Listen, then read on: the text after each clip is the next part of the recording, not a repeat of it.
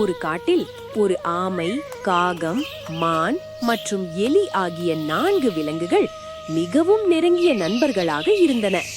ஒரு நாள் மான் காட்டில் மேய்ந்து கொண்டிருக்கும் போது காட்டில் இருந்த ஒரு ஆழமான கொடி பின்னலில் அதன் கால் மாட்டிக்கொண்டது. எவ்வளவு முயன்றும் மானால் வெளியே வர முடியவில்லை. மான் வராததைக் கண்டு கவலைப்பட்ட காகம் உயரே பறந்து சென்று தேடியது. மான் சிக்கியிருப்பதை பார்த்துவிட்டு மற்ற நண்பர்களிடம் வந்து சொன்னது. எலி உடனே ஓடிச் சென்று தன் கூர்மையான பற்களால் அந்த கொடிகளை கடிக்கத் தொடங்கியது. அப்போது அந்த பக்கமாக ஒரு பசியுள்ள சிறுத்தை இரை தேடி வந்து கொண்டிருந்தது.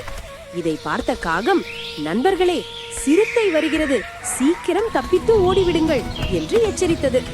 மான் விடுவிக்கப்பட்டு ஓடிவிட்டது. காகம் பறந்து விட்டது. எலி ஒரு பொந்துக்குள் ஒளிந்து கொண்டது. ஆனால் பாவம், மெதுவாக நகரும் ஆமை மட்டும் சிறுத்தையிடம் சிக்கிக் கொண்டது. சிறுத்தை ஆமையை தன் வாயால் கவ்விக்கொண்டு ஒரு நிழலான இடத்திற்கு சென்று சாப்பிட நினைத்தது. தன் நண்பன் ஆமையை காப்பாற்ற மற்ற மூவரும் ஒரு திட்டம் போட்டனர்.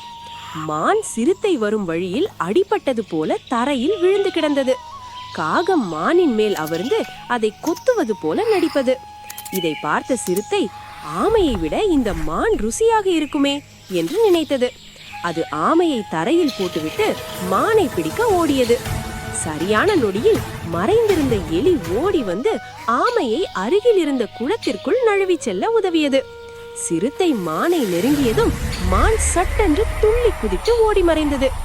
சிறுத்தை ஏமாற்றத்துடன் திரும்பி வந்து பார்த்தபோது ஆமையும் அங்கில்லை.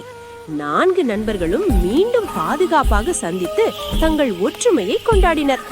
இந்த கதையின் நீதி, அறிவும் ஒற்றுமையும் இருந்தால் நம்மை விட பலமான எதிரியையும் வீழ்த்தலாம்.